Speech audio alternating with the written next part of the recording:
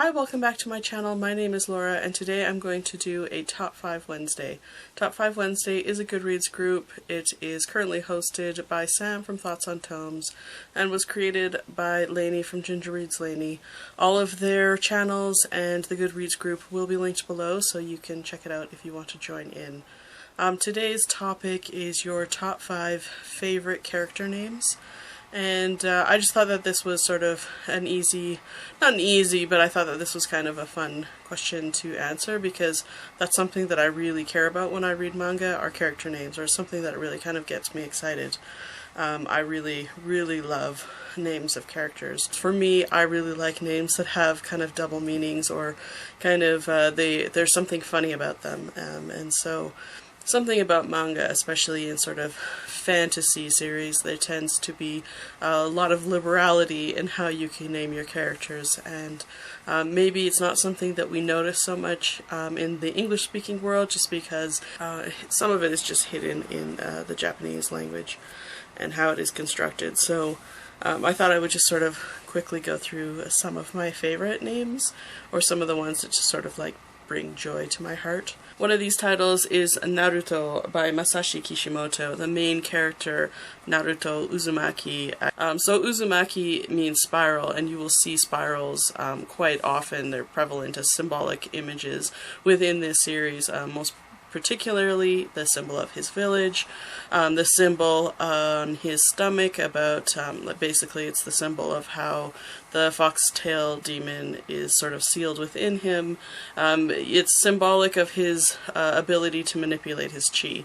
There's a lot of spiraling in this series. And then you've got Naruto, which is actually fish cakes, Japanese fish cake. Major symbolic image of Naruto, especially in comics, is a like small discs with spirals in the middle. So he's basically named Spiral Fish Cake, and I love that so much. Nana by Ai Yazawa. Nana is a popular josei title, and it has been out in English for a very long time, and of course has not been completed, which is really unfortunate. And it's essentially about two girls who are both named Nana. It's sort of just about their relationship, but also about their, just sort of like a slice of life type drama. And Nana is kind of an interesting name because it actually is a Japanese word for 7, or the number 7. So you see actually the number 7 quite often in here, and it is pointed out quite readily. There's a lot of different references to the number throughout the series, and it just sort of adds a layer of fun, so I like that because of that. Another title would be Sailor Moon by Naoko Takeuchi, and absolutely every single character in this is just dripping with iconography and double meanings and like triple meanings in their names, and there's many ways to read things.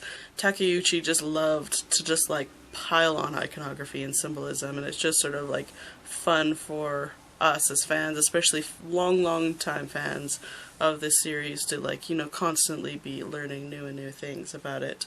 For example, I just learned, reading another comic, that for Sailor Venus, her name is Minako Ayano, and I've always just assumed, Minako is just a name. Ayano means sort of love, or it's like the goddess of love, or, some realm of that.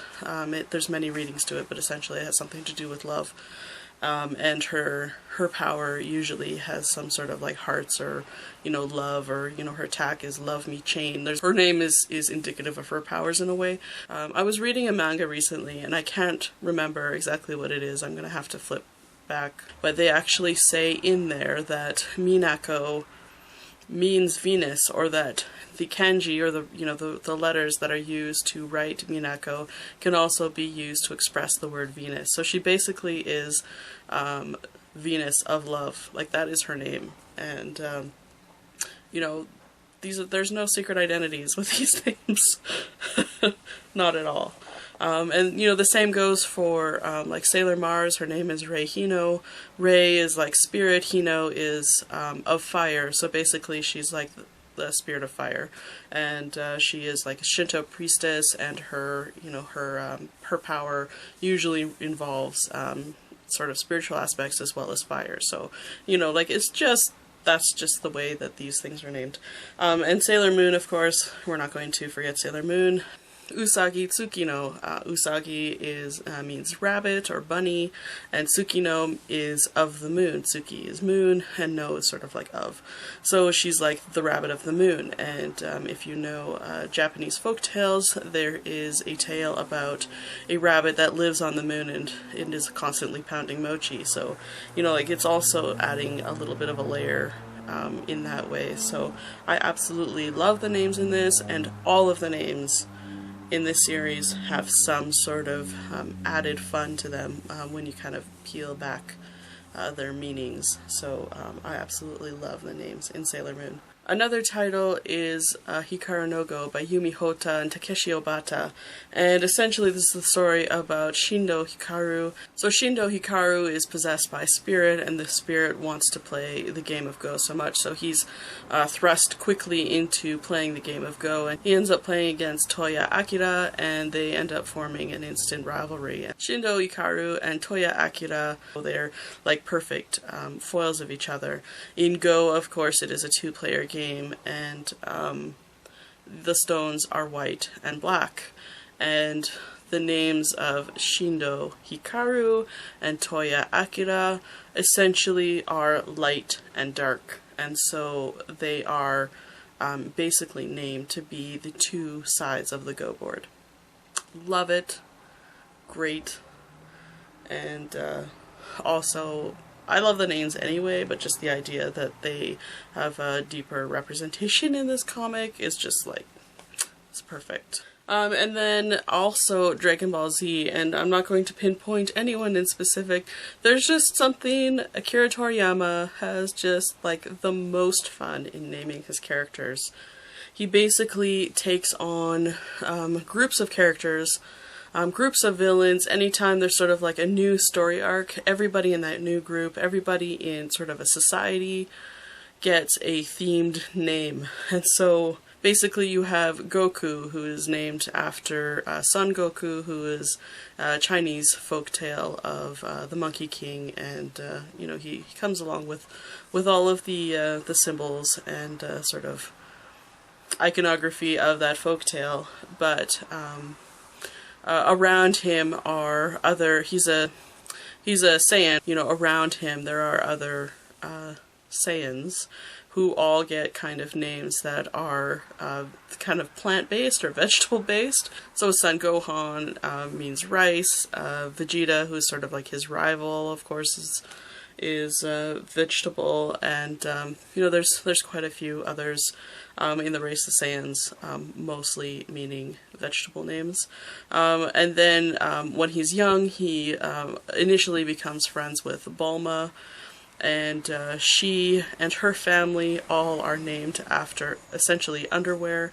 So she, I believe, is like Panties, I think that's what her name is.